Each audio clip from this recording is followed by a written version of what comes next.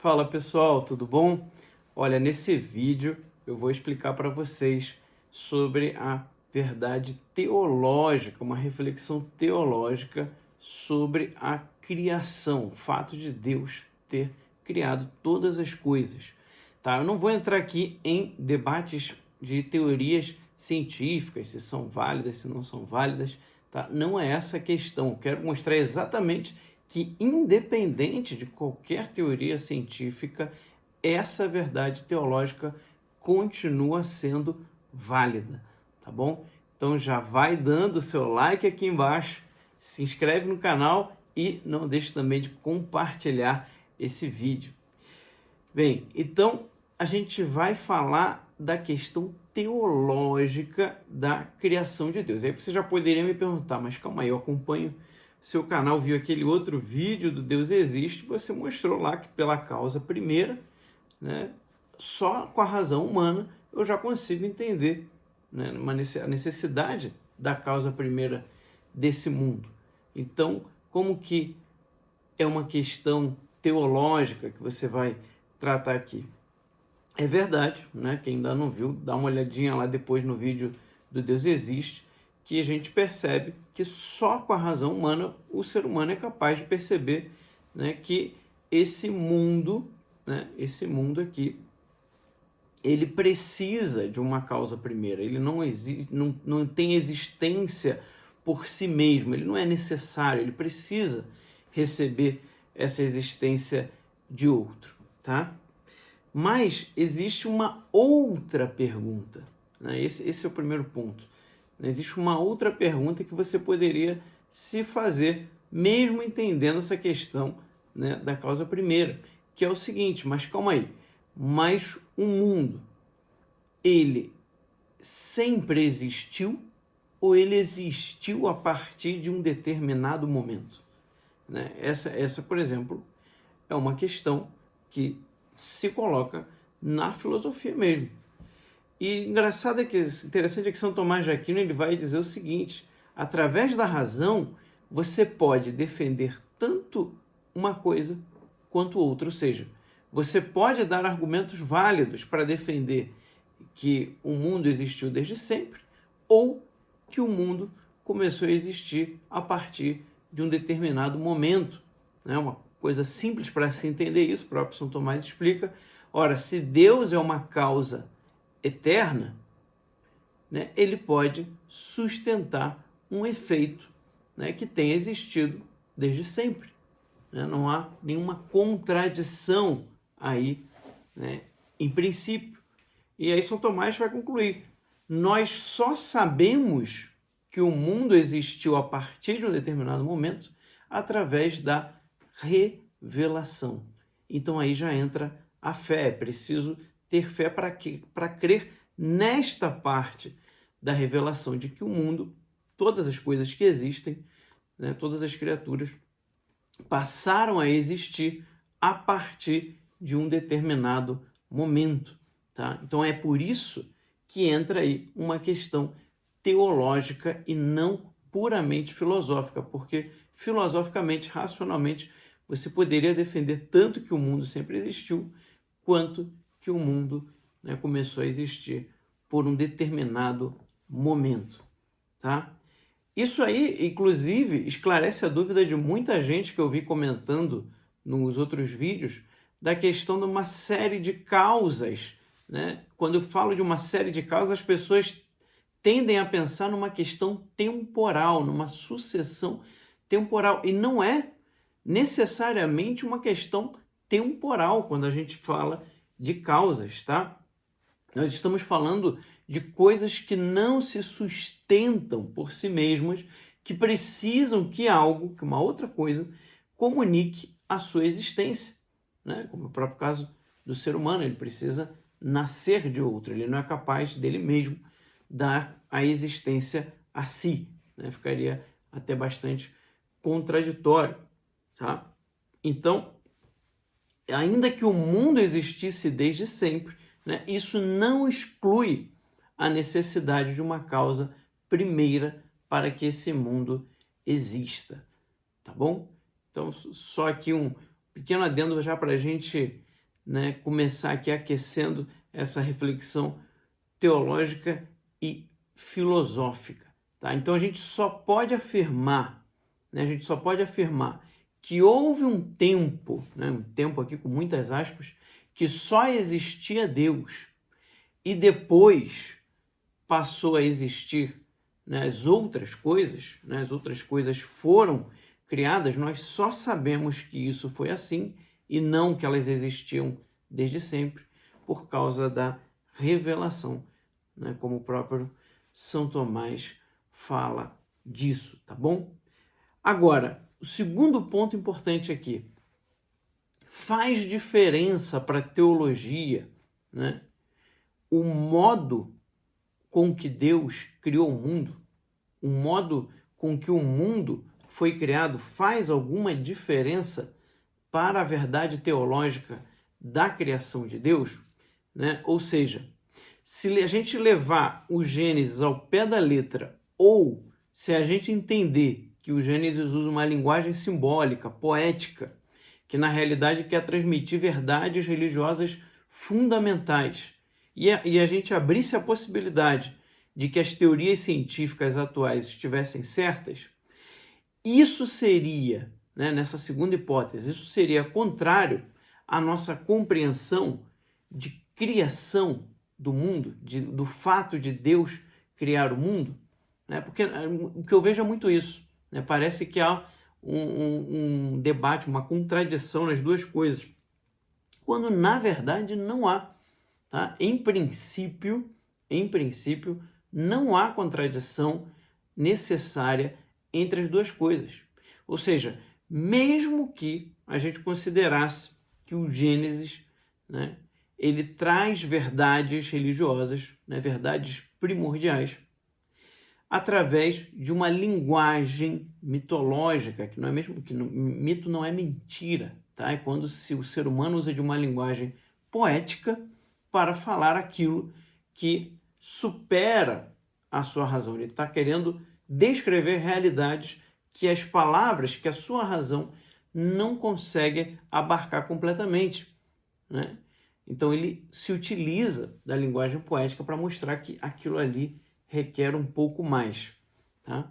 Então, se a gente considerasse, né, que o Gênesis, interpretasse o Gênesis dessa forma, o livro do Gênesis, e considerasse, né, aqui são hipóteses, tá, que a ciência de hoje está certa sobre como o mundo foi se evoluindo, tá, isso em nada vai contradizer por si mesmo, isso não contradiz o fato da criação do mundo por Deus, tá? E aqui eu também não vou entrar, né, eu não vou questionar se a teoria científica é correta, se não é, e também não vou entrar aqui no fato se o Gênesis tem que ser interpretado literalmente ou simbolicamente, poeticamente, mitologicamente, né, como, ou seja, não estou dizendo aqui, né, no segundo hipótese, não é dizer que são mentiras, tá? Mas é que se utiliza de uma linguagem poética para falar de verdades fundamentais. Eu não vou discutir se tem que se interpretar de uma maneira ou de outra, tá? Aqui nessa parte bíblica a gente não vai entrar, depois eu posso até gravar outros vídeos falando sobre isso. Mas a questão aqui é o seguinte, o ponto é, tanto de um modo, interpretando o Gênesis literalmente, ou de outro, interpretando simbolicamente e aceitando o que a ciência diz sobre a estrutura do mundo hoje, tá? Mesmo assim, de um jeito ou de outro, você não exclui o ato criador. Todas essas coisas por si mesmo não excluem um ato criador de Deus, elas não resolvem o problema da criação. Mesmo que quem as tenha criado, essas teorias científicas, tenha tentado, né, tirar a questão da criação, falhou, porque ela não resolve o problema. Inclusive, no vídeo que eu gravei falando sobre o mito da caverna, eu explico lá que o próprio Platão vê como que é insuficiente vocês querer explicar o mundo apenas por causas naturais, apenas por causas físicas, tá? Ele vai dizer que qualquer análise mais profunda, né, das realidades mais simples do mundo, você já requer a necessidade de um princípio imaterial, né, de da onde venham todas essas coisas, tá? Pois dá uma olhadinha lá também que vale a pena. Então, o que acontece? A explicação que a ciência dá, ela não tem como desmentir o fato de que o universo precisa de um criador. E nem poderia, nenhuma explicação científica de hoje poderia fazer isso, porque isso teria que ser uma explicação filosófica, né? E a ciência, ela, por si mesma, pelo método da ciência, a partir da ciência moderna, ela escolhe olhar somente para as coisas empíricas, físicas, materiais. Tá? Então o fato da necessidade de um criador do universo, isso está além do objeto de estudo da própria física. Então, mesmo que ela quisesse fazer isso, ela não seria capaz pelo próprio método que ela assumiu. Ela teria que mudar, ela teria que virar uma outra coisa daquilo que ela é hoje. Então, o que isso quer dizer na prática?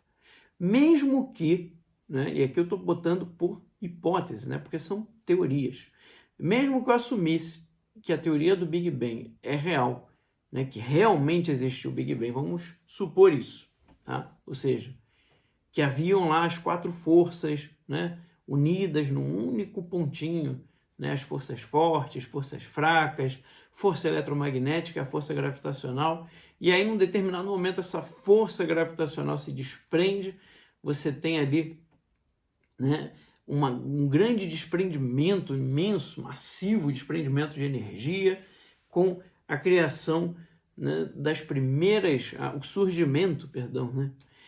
Não, criação é do nada. O surgimento das primeiras partículas elementares, né, aquelas mais simples possíveis, e aí que tudo foi se expandindo, se desenvolvendo, né, a partir daí. Mesmo assim, eu não resolvo o problema da criação, tá? Por quê? Porque você pensa o seguinte, né, as 4 forças que eu citei aqui, que é o que a física hoje diz, né, a teoria mais aceita por enquanto, né, essas 4 forças, elas não existem por si mesmas, tá? Elas não são necessárias. Elas poderiam existir ou não. Inclusive, se houver um outro universo, né, você pode pensar num outro universo em que as forças elementares desse outro universo fossem outras, né? Porque, em princípio, não há uma necessidade de que as forças, né, mais elementares do universo fossem exatamente essas 4. Então, você veja que aí você já começa a ver que não resolveu a questão, não resolveu o problema, tá? E aqui também não importa se existem vários universos ou não. Não importa se existem universos paralelos, não importa se os universos dão origem a outros universos, né?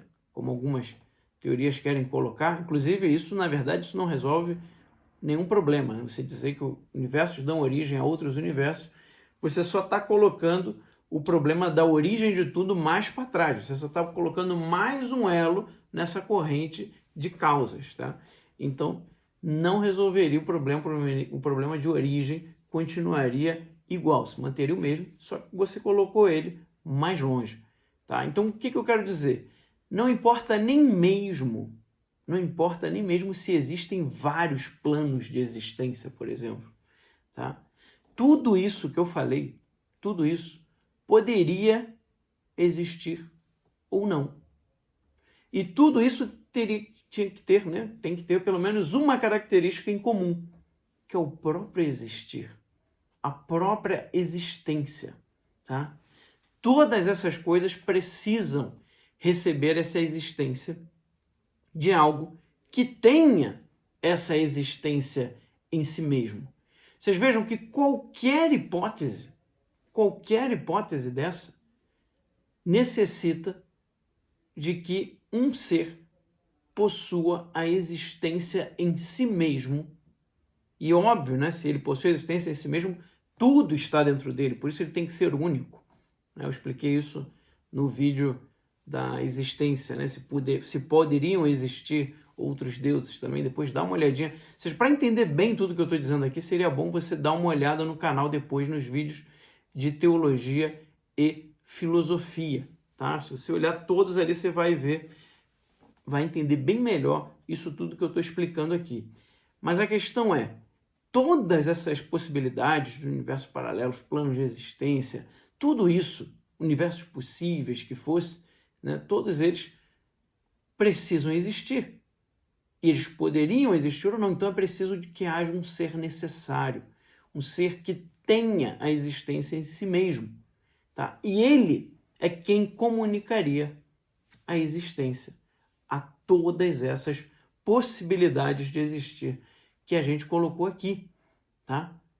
Tudo que existe teria que receber a sua existência dele.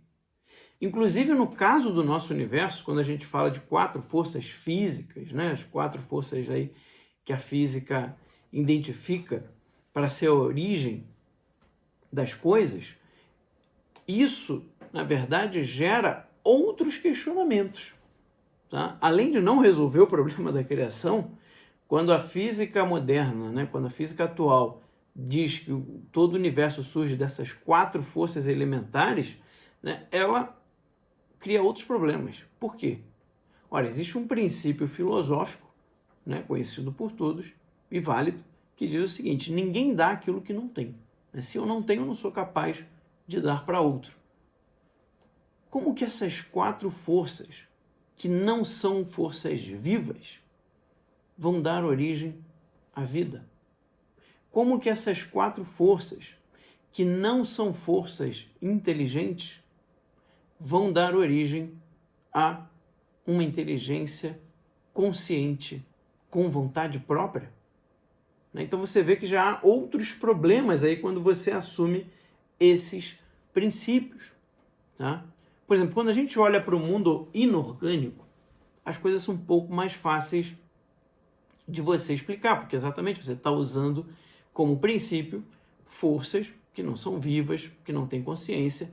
Então, enquanto você está trabalhando, né, com realidades sem vida e sem consciência, fica muito mais fácil de explicar por aquelas 4 forças ali. Ora, tudo segue, né, uma tendência de gastar menos energia possível.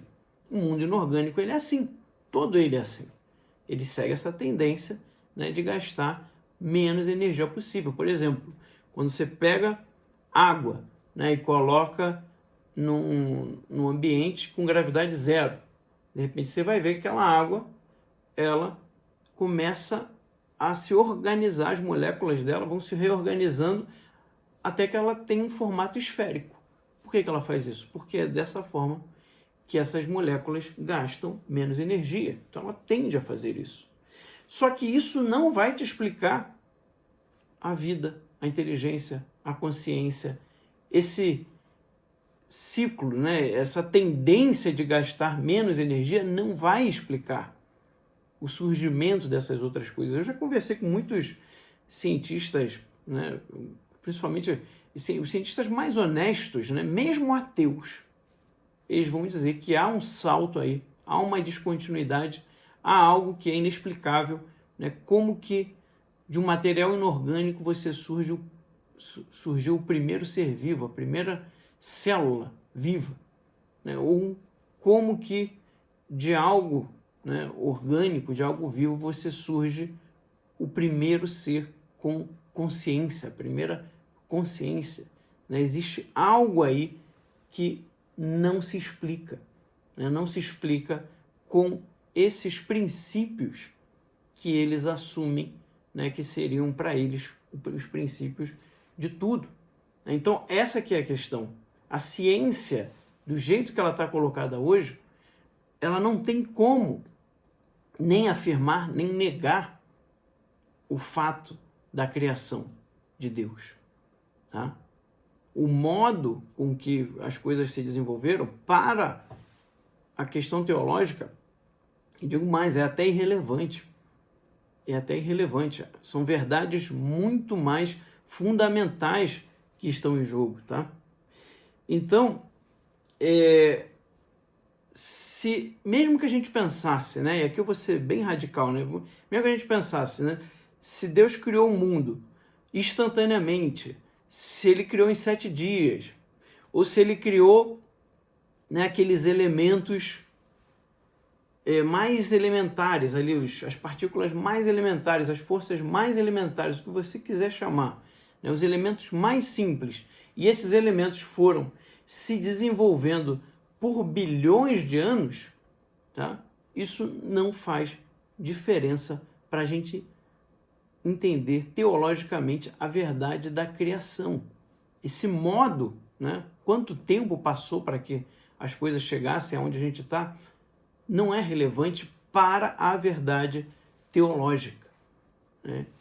A teologia ela vai entender a partir do Gênesis, a partir da revelação do Gênesis, que todas as coisas receberam sua existência de Deus. Isso é uma verdade fundamental, tá? E nisso ela concorda com a filosofia. E ainda mais, a teologia, seguindo a revelação do Gênesis, vai dizer que houve um momento em que as coisas começaram a existir. Houve um momento em que Deus criou as coisas, né? Isso aí a gente só sabe pela revelação, né? Agora, uma coisa que eu acho interessante, né, um argumento que eu escutei, né, que está inclusive naquele livro A Fé Explicada, muito bom, do padre Léo XIII, que ele comenta o seguinte: mesmo que Deus tenha criado o homem, né, Deus tenha criado o mundo, somente com os elementos mais simples do nosso universo, e determinou que esses elementos seguissem certas leis, né, desde o início, e a partir daí tudo foi se desenvolvendo com o tempo até chegar onde a gente está. Mesmo nesse caso, né, na verdade, nesse caso, Deus teria mostrado ainda mais claramente o seu poder e a sua sabedoria para governar todas as coisas. Quer ver um exemplo? Imagina o chefe de uma grande corporação, né? Ele não mostraria muito mais competência se ele conseguisse organizar toda a sua empresa ali multinacional, apenas instruindo, né, os chefes dos vários setores, e a partir dali tudo, né, funcionasse, ele conseguisse gerenciar tudo a partir desses atores, né, desses chefes de setores. Ele não seria muito mais competente, um chefe assim, do que um outro que precisaria a todo momento ficar interferindo, né, diretamente na operação de cada parte da empresa? Provavelmente ele ia acabar não crescendo, ele ia impedir que essa empresa crescesse exatamente porque ele teria que ficar ali interferindo toda hora, né? O outro que conseguisse governar, conseguisse organizar a sua empresa, né, através dos seus subordinados, esse mostra muito mais competência, muito mais sabedoria para governar.